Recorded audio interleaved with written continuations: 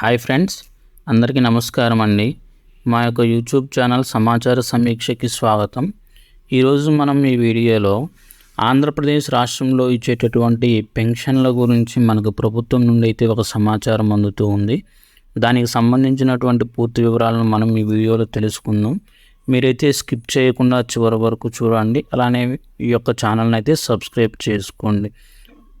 మనం లేట్ చేయకుండా వివరాల్లో వెళ్ళినట్లయితే మనకి ఈ యొక్క సెప్టెంబర్ నెలకు సంబంధించి ఈ నెల మొదటి వారంలో అయితే రాష్ట్ర వ్యాప్తంగా భారీ వర్షాలు పడ్డాయండి. కొన్ని ఏరియాలో అయితే వరదలు కూడా వచ్చాయి. మనం కానీ చూసినట్లయితే కృష్ణా, గుంటూరు జిల్లాల్లో అయితే భారీ ఎత్తున కృష్ణానది పొంగి ఈ యొక్క వరదలు వచ్చి ఇళ్లలోకి కూడా నీళ్లు వచ్చాయి. దీని కారణంగా అయితే చాలామంది ప్రజలైతే ఈ యొక్క సెప్టెంబర్ నెలలో వారి యొక్క పెన్షన్ అయితే తీసుకోలేదు.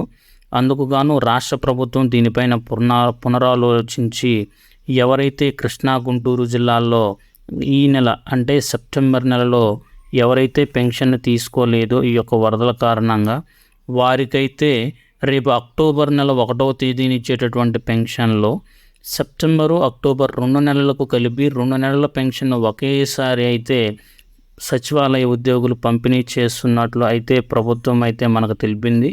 దీనిపైన సీఎం చంద్రబాబు నాయుడు గారు కూడా దీనిపైన విచారణ జరిపి అధికారులకు ఆదేశాలను అయితే అందజేశారు.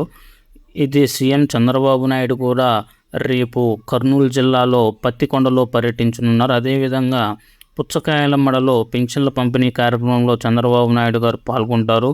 స్వయంగా ముఖ్యమంత్రి గారి చేతుల మీదుగా పెన్షన్లు అయితే కొంతమంది లబ్ధిదారులకు అందించనున్నారండి.